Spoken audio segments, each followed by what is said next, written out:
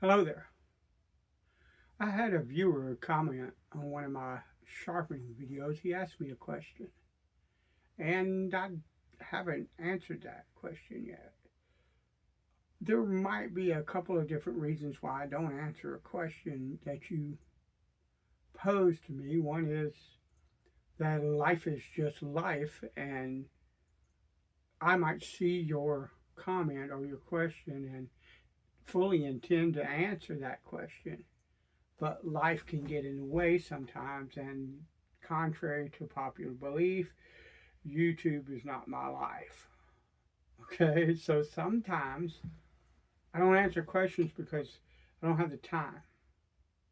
There are other things that are pressing a lot more than whether or not I answer a question on YouTube. But if I can, I want to engage with my viewers and try to answer their questions, things like that. But there might be another reason, and that is the reason that I haven't answered this.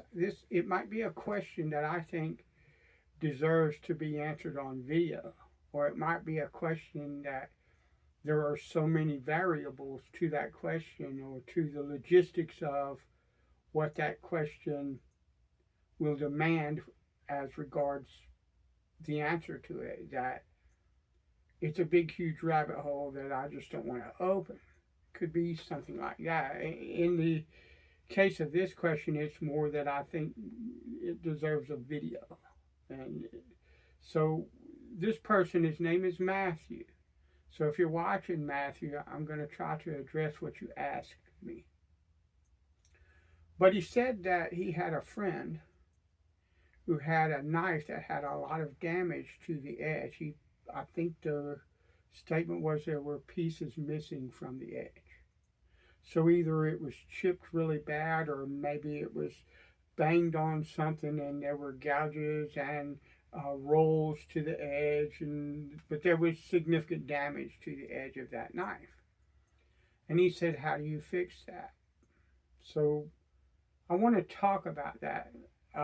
First, I want to address the method that you could use to fix that.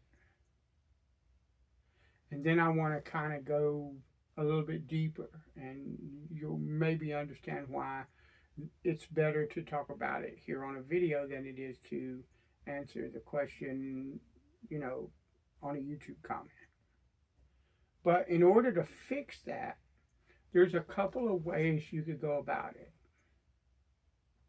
Both of them involve grinding off metal, and you would maintain the angle of that bevel that's already on the knife, but you would grind the steel back by sharpening it until at that angle until you got past all the damaged metal and had a nice clean edge. Now, you can do it one of two ways, and it's going to depend on the tools that you have, the skills that you have with those tools, that kind of thing.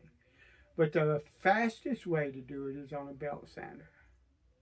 If you have a belt sander and you know how to use it, and you know how to keep the blade cool, which involves stopping every few seconds to dip it in cool water and make sure the blade is cool, okay, before you go back to grinding, well, then you can take that knife and grind the edge on that belt sander until you grind past, keeping the bevel that's on the blade, until you grind past and you get nice clean metal, okay? There's a couple of dangers in this method. The first is that you can get the blade too hot and damage the temper. And once you damage the temper of the blade, it's a knife-shaped object. You can't fix that. The knife is ruined.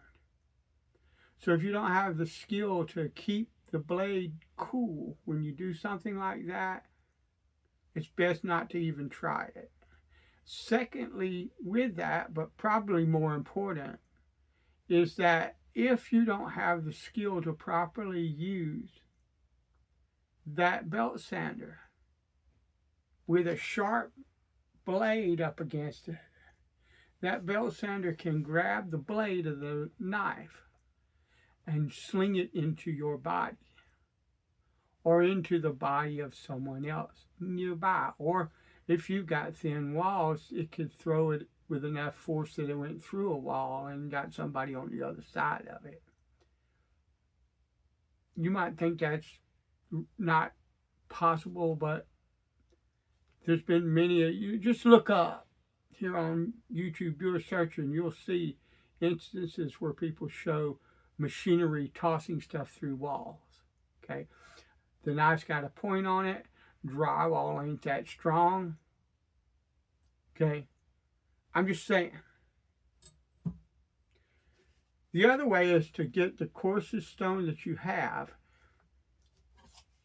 and sharpen it on that stone and grind away the metal, keeping an even bevel until you have a clean edge.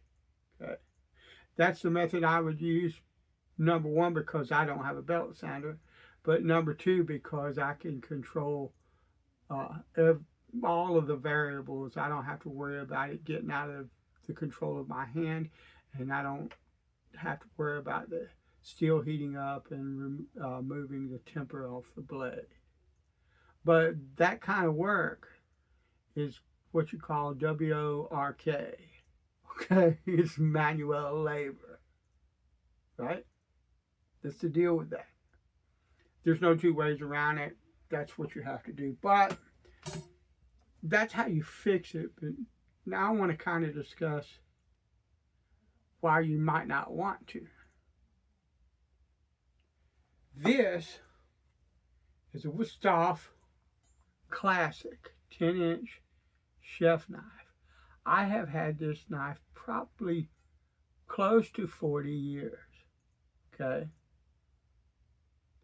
And I have used this knife in my kitchen for a very long time, but the last 5 years or so, I've had to retire this blade as a chef knife.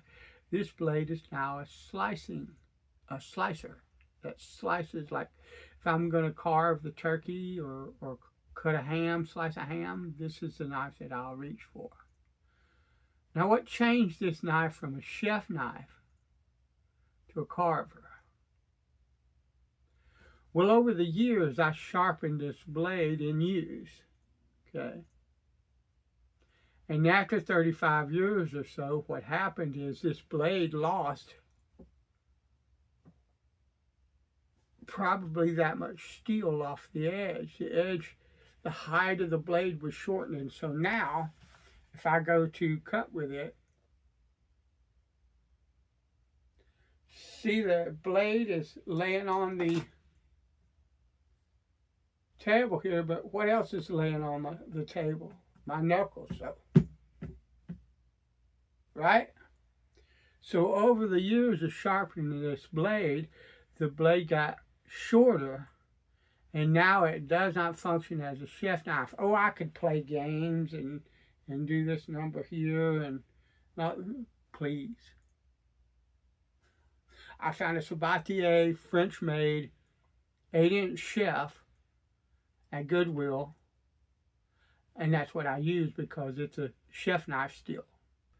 But I relegated this to, or switched this to, a carving knife, because that's the only thing it's really good for now. It's certainly not good as a chef knife. And this is the point that I'm getting at.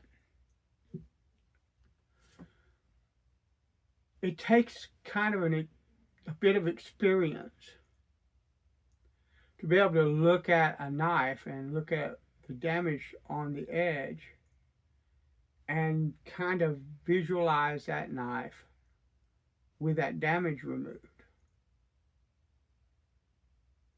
You might be able to remove the damage, and you might be able to restore a wonderfully sharp, a scalding sharp edge to that blade. But more than not, if it's too much damage, what's going to happen is that the blade is going to thin out. This one did, and if you look, what I did, I don't know if you can tell, but I thinned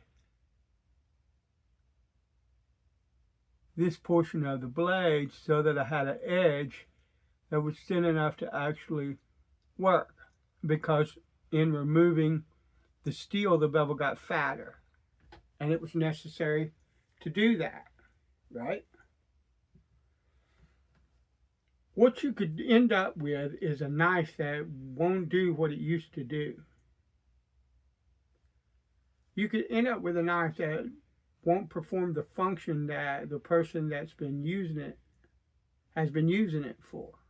Or even worst case scenario, I have seen like knives like this, fixed blade knives. I'm talking about a hunting knife, not specifically a chef's knife. But I've seen a hunting knife that had a wide drop point blade sharpened so much that it looked like a blooming boning knife or a fillet knife because of the amount of steel that was removed from that blade. Okay, I've seen many a pocket knife that looked the same. And what you could end up with is your friend that doesn't know how to fix that, and he's asking you to fix it. He doesn't know or understand how much metal, because I promise you, you can look at that knife and think, well, it doesn't look like very much metal needs to be removed, and it might not.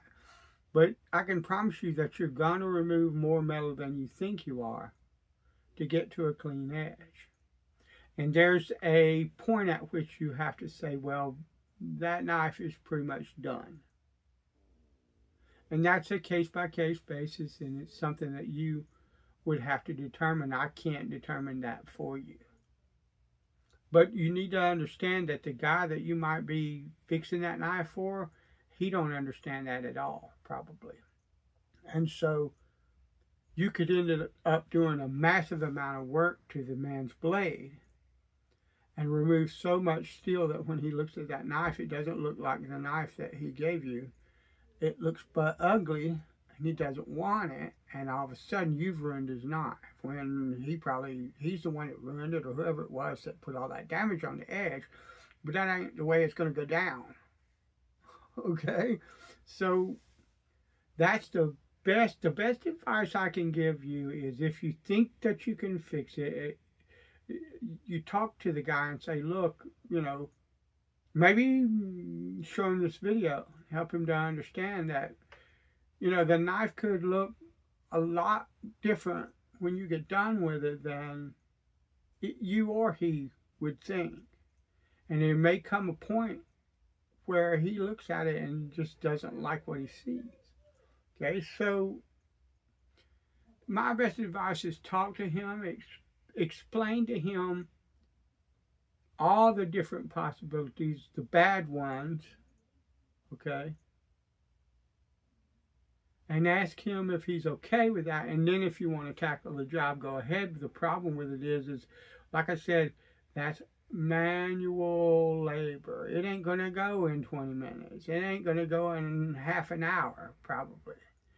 You're going to be grinding on that knife, if you're doing it on a coarse stone, for quite a while. So you also have to decide, is it worth it to me to do all that work? So, but that's the procedure that I would take. One other thing, you can like bread knife the knife. You can put the knife on a flat stone, coarse stone, and you can grind the edge until you grind back away from that damaged steel. But then you have to recut this bevel into a thick piece of steel, instead of this just taking this and sharpening it at the bevel angle it's at until you remove steel. I would tell you the one that I would choose is to keep that bevel angle and just sharpen until it goes away. Because I've done both, and I can promise you this is a whole lot easier than that. Neither one of them's easy, but I'm just saying. So that's my answer to your question. I can't hold your hand and go back and forth with questions. Well, I've run into this, and I've run into that, and I've run into the other. Sooner or later, you're going to have to learn from experience, and sometimes learn from your mistakes, but it'll make you a better sharpener in the end. But that's the basics of how to do it, and those are some thoughts about whether or not you might want to even try to do it. Okay, uh, pick your choice wisely, and good luck. Bless you.